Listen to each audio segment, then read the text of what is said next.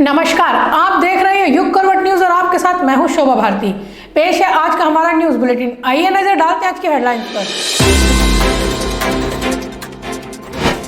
मुख्यमंत्री के कार्यक्रम को लेकर असमंजस, प्रशासन ने शुरू की तैयारियां।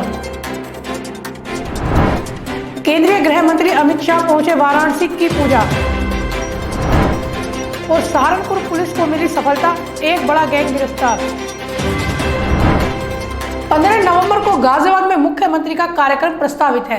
इसको देखते हुए प्रशासन ने तैयारी पूरी कर ली है। हालांकि शनिवार शाम तक लखनऊ से कार्यक्रम आने का इंतजार होता रहा। मुख्यमंत्री योगी का 15 नवंबर को गाजियाबाद में श्रम विभाग द्वारा आयोजित सामूहिक विवाह आयोजन में शिरकत करने का कार्यक्रम प्रस्तावित है। इसकी तैयारी में जिला प्रशासन कई दिन से जुटा हुआ है। शनिवार की दोपहर तक प्रशासन को मुख्यमंत्री का आधिकारिक कार्यक्रम नहीं मिला है, जिसके चलते सीएम के आने को लेकर असमंजस की स्थिति बनी हुई है।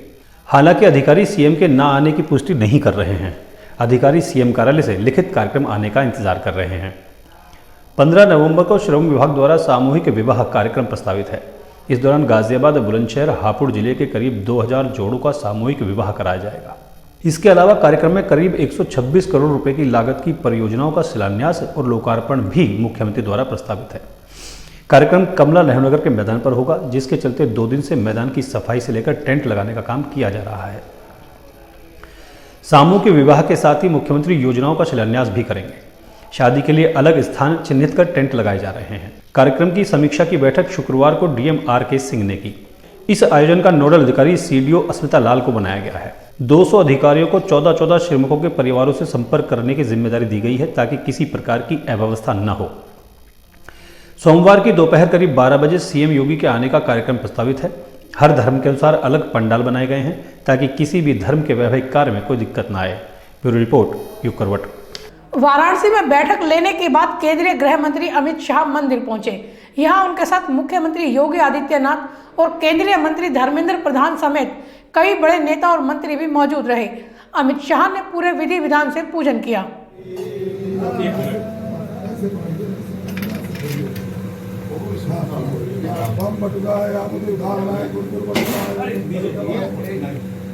सहारनपुर पुलिस ने अंतर्राज्यीय गिरोह का पर्दाफाश किया है।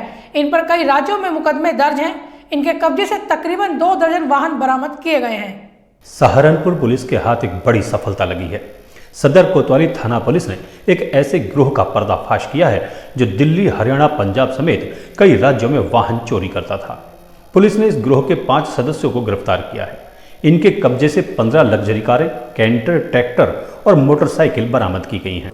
जनपद सहारनपुर की एसओजी एवं जनपद पुलिस ने कुल 23 गाड़ियां, जिसमें से 18 4 व्हीलर हैं और 5 2 व्हीलर हैं, बहुत बड़ी रिकवरी इसमें की है। इसमें 5 लोगों की गिरफ्तारी की है, जो कि कबाड़ में चोरी हुई गाड़ियों को काटने का काम भी करते थे। और इसके अलावा ये engine number, chassis number alter करके और दूसरी गाड़ियों के, एक्सीडेंटल गाड़ियों के या पुरानी गाड़ियों के नंबर प्लेट लगाकर इनको सेकेंड हैंड के रूप में बेचने का काम भी किया करते थे। इनके 2 हाथे इन्होंने हरिद्वार और देहरादून में बना रखे थे, वहाँ पर ये गाड़ियाँ काटते थे। इसके अलावा मेरठ की भी गैंग से इनके तार जुड़े हुए हैं। उसमें 2 लोगों को हम लोगों ने आइडेंटिफाई कर लिया है। पूर्व में भी इन लोगों का आपराधिक इतिहास रहा है। ये कई प्रदेशों से जेल में जा चुके हैं। हरियाणा से जेल में जा चुके हैं, उत्तर प्रदेश से भी और सहारनपुर से भी जेल में जा चुके हैं। इन्होंने जो गाड़ियाँ हम लोगों ने रिकवर करी हैं, वो पंजाब, हरियाणा, दिल्ली तथा उत्तर प्रदेश के विभिन्न जनपदों से चोरी की गई हैं। उनको हम लोगों ने कनेक्ट कर लिया है तथा बाकी गाड़ियों का, क्योंकि ये इंजन नंबर, चेसिस नंबर ये सब ऑल्टर कर दिया करते थे, एफएसएल का सहायता लेकर हम लोग बाकी गाड़ियों को भी कनेक्ट करने का प्रयास करेंगे। बहुत अच्छा गैंग है। इसको 25,000 रुपये का इनाम जो टीम है उनको मेरी तरफ से दिया जाता है, एवं एडीजी सर और डीआईजी साहब द्वारा भी इसमें उत्साहवर्धन हेतु उचित इनाम दिया जाएगा।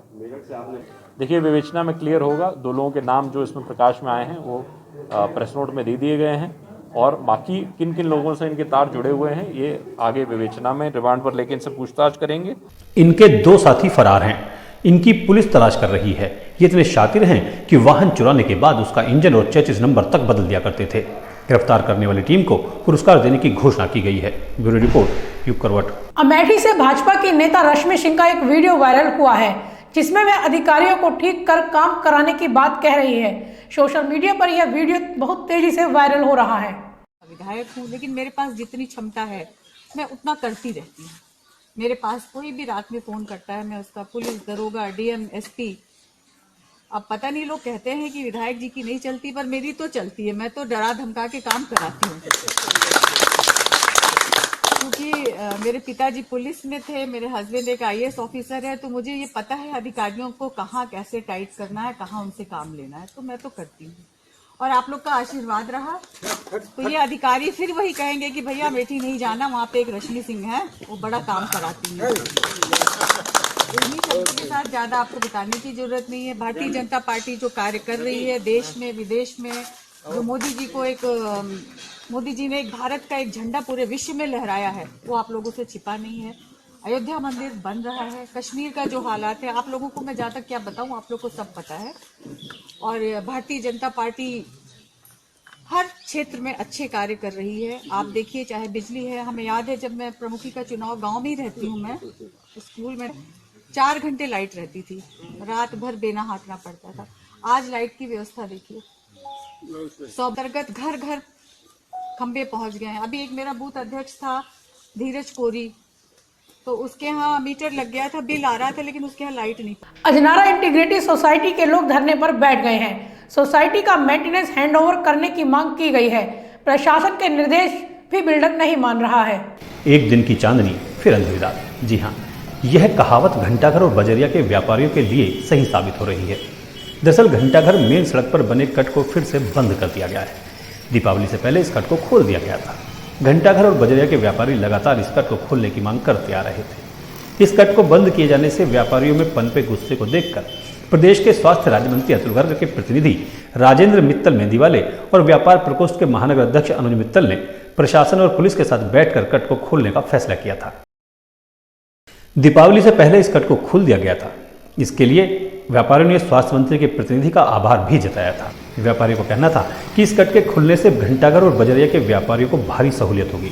व्यापारियों ने दावा किया यह कट आगे भी खुला रहेगा, लेकिन दीपावली के 2 दिन बाद ही कट को फिर से बंद कर दिया गया। अजनारा इंटीग्रिटी सोसाइटी के लोग धरने पर बैठ गए हैं। इनकी मांग है कि सोसाइटी का मेंटेनेंस हैंडओवर करने की मांग की गई है। प्रशासन के निर्देश पर भी बिल्डर नहीं मान रहा।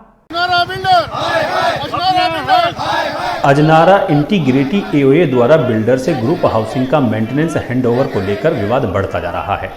इस मामले में कई बार AOA की ओर से जिला प्रशासन और GDA से भी ग्रुप हाउसिंग का मेंटेनेंस हैंडओवर कराने की मांग की गई। उनके आश्वासन के बाद भी कार्रवाई नहीं होने से खफा AOA ने बिल्डर के खिलाफ अनिश्चितकालीन धरना शुरू कर दिया। यह धरना AOA के अध्यक्ष राहुल गर्ग और सचिव वेंकटेश की अगुवाई में शुरू किया गया है, जिसको बड़े स्तर पर समर्थन मिल रहा है। काफ़ी दिनों से इन लोगों के संपर्क में हूँ और एक बार मेरे सामने भी चर्चा बिल्डर्स के प्रतिनिधि द्वारा हुई थी और उन्होंने कमिटमेंट किया था कि 28 तारीख तक जो है हम मेंटेनेंस हैंडओवर कर देंगे, लेकिन वो अपना कमिटमेंट फॉलो नहीं कर रहे हैं। और ये सभी लोग मेरे से मिले थे, तो मैंने इनको पूर्ण समर्थन और सहयोग की अपना घोषणा की है और लगातार मैं इनके संपर्क में रहूँगा और सहयोग करता रहूँगा जब तक जो है ये बिल्डर ने जो जातीय सोसाइटी के खिलाफ कर रखी है, जब तक वो दूर ना हो जाएगी, तब तक इनका मेंटेनेंस हैंडओवर नहीं हो जाएगा, जब तक पूरी तरह से मैं इनके साथ। सर, हमारे को ये हैंडओवर नहीं दे रहा बिल्डर हमारा, जबकि सारे प्रशासन की तरफ से भी आदेश जा चुके हैं। हर जगह से ये खुद स्वीकृति प्रदान कर चुका है कि ये 31 मार्च 2021 में देने के लिए प्रतिबद्ध है। उसके बाद भी ये नकारापन कर रहा है। काम यहाँ कोई नहीं करने के लिए तैयार और रोज की रोज ये हमारे को झांसे देता है, काम कुछ नहीं कर रहा। हमारी लिफ्टें सारी बेकार हो चुकी हैं, फायर फाइटिंग सारा सिस्टम हमारा बेकार हो चुका है। हमारे यहाँ का पानी का सुविधा नहीं है, पानी तक के लिए इसने मना कर दिया कि पानी तक के लिए भी मैं जिम्मेदार नहीं हूँ। और व्यवस्था में कोई भी हमारे को सपोर्ट करने के लिए तैयार नहीं है। खुद पैसा खर्च करके इस सोसाइटी के अंदर हम काम कर रहे हैं। ये सिर्फ एक कमाई का अड्डा इसने बना रखा है, कमाई का जरिया बना रखा है जो यहाँ काम कर रहा है। हम इसे 36 बार कह चुके हैं कि भाई साहब हमारे को हैंडओवर दो, लेकिन हैंडओवर नहीं देने के लिए। अब आप कब तक धरने बैठे? ये अनिश्चितकालीन है सर। AOA की ग्रुप हाउसिंग की मेंटेनेंस हैंडओवर करने की मांग काफी पुरानी है। कई बार AOA बिल्डर से भी बात कर चुकी है। बिल्डर बार बार ग्रुप हाउसिंग का मेंटेनेंस ट्रांसफर करने का आश्वासन दे रहा है, मगर पिछले 5 वर्षों से अभी तक भी उसने वादा पूरा नहीं किया। आरोप है कि वर्ष 2019 में खुद ही बिल्डर ने पहले प्रस्ताव AOA के सामने रखा था, बाद में वह अपनी बात से मुकर गया। फरवरी 2021 में यूपी के राज्य मंत्री आवास और नियोजन विभाग को पत्र लिखा गया। तत्कालीन एसडीएम प्रवर्धन शर्मा ने इस मामले में 27 सितंबर को इसी वर्ष बिल्डर को मेंटेनेंस ट्रांसफर करने के निर्देश दिए। जीडीए के प्रॉपर्टी अफसर सीपी त्रिपाठी ने भी इसी संबंध में आदेश दिया था, मगर इसका पालन भी बिल्डर ने नहीं किया। ब्यूरो रिपोर्ट यूप करवट। जिला विधिक सेवा प्राधिकरण ने हिंदी भवन में कार्यक्रम का आयोजन किया, जिसमें महिला आयोग की सदस्य चंद्रमुखी देवी ने भाग लिया। इसमें विधिक कानूनों की जानकारी दी गई। महिलाओं को अपने अंदर की संभावना और शक्तियों को पहचानना जरूरी है, यह कहना है राष्ट्रीय महिला आयोग की सदस्य चंद्रमुखी देवी का, जो हिंदी भवन में आयोजित विधिक साक्षरता और जागरूकता कार्यक्रम में बतौर मुख्य अतिथि बोल रही थी। हम महिलाओं को आगे बढ़ाने की बात कर रहे हैं, महिलाओं के सशक्तिकरण की बात कर रहे हैं, लेकिन कभी कभी सोचती हूँ वर्ष में 365 दिन होते हैं, जिनमें एक दिन अंतर्राष्ट्रीय महिला दिवस महिलाओं के लिए होता है। अर्थात पूरे वर्ष में महिलाओं के लिए केवल एक दिन, बाकी 364 दिन अन्य सभी के लिए। सोचना पड़ता है कि जब विधाता ने इस सृष्टि को चलाने के लिए स्त्री और पुरुष को बनाया, समान भागीदारी, एक साथ आगे बढ़ना, एक साथ परिवार को चलाना, एक साथ समाज की संरचना करना, एक साथ राष्ट्र का निर्माण करना, इसके हेतु जिसकी उत्पत्ति हुई उसमें स्त्री दोयम दर्जे की शिकार क्यों हो गई? आजकल एक सीरियल आ रहा है अहिल्याबाई, शायद बहुत से लोग देखते हैं, मैं उसको नियमित देखती हूं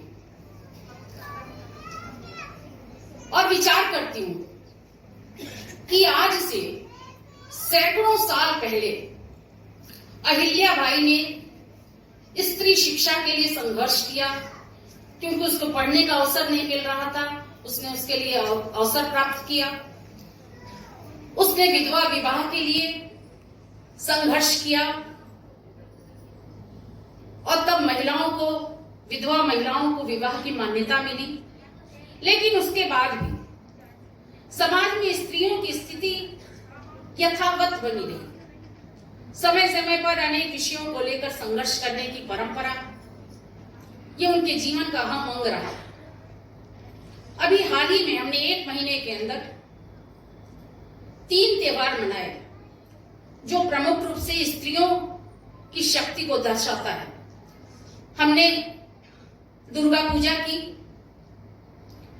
हमने दीपावली में लक्ष्मी माता की पूजा की और अभी अभी कल हमने छठ की पूजा की।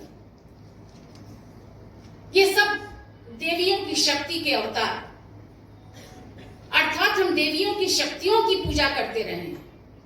लेकिन मुझको बिल्कुल याद नहीं पड़ता है कि अपने इस समाज में जो हम विभिन्न पुरुषों की तिथियां मनाते हैं, उसमें कोई शक्ति का स्वरूप हो।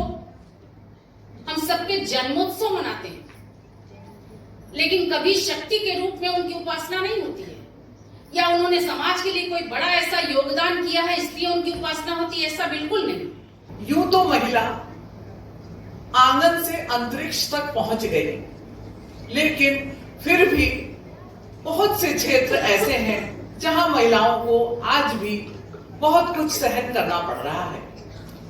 कुछ सहन उन्हें सामाजिक कारणों से, पारिवारिक कारणों से, अपने कार्यस्थल पर पारिवारिक मजबूरियों में काम करने के कारण। लेकिन नहीं, आप कहीं भी काम करें, निडर होकर करें, स्वतंत्र होकर करें। विधायिका ने आपको बहुत कानूनी अधिकार दिए हैं। मैं कुछ कानूनी अधिकारों के बारे में आपको बताती हूँ। महिलाओं के लिए सर्वप्रथम 2005 में घरेलू हिंसा अधिनियम बनाया गया। घरेलू हिंसा क्या है?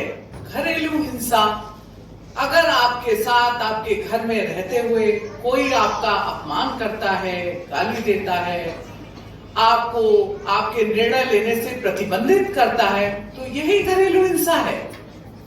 आपको आपके विरुद्ध घरेलू हिंसा ना हो, इसका कानूनी अधिकार है।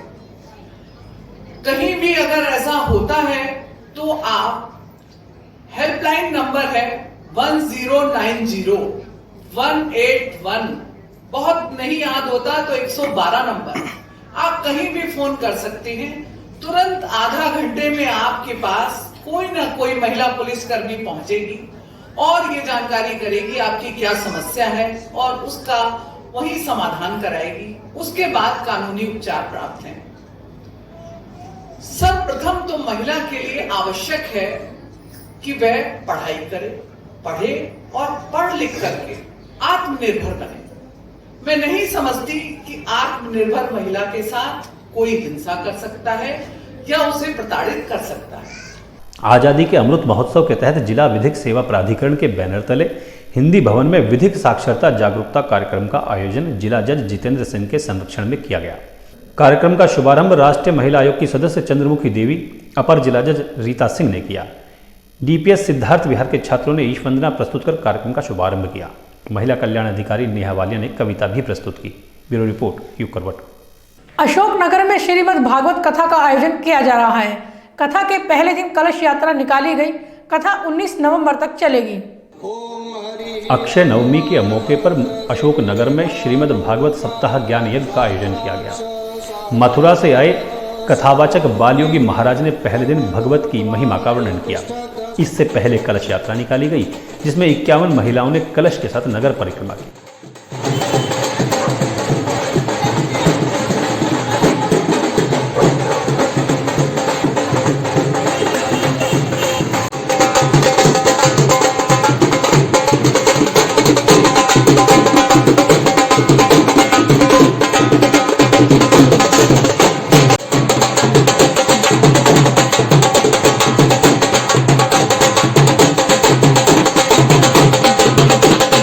कथावाचक बालयोगी महाराज ने बताया, नियम पूर्वक कथा सुनने से हर तरह की समस्याओं से मुक्ति मिलती है।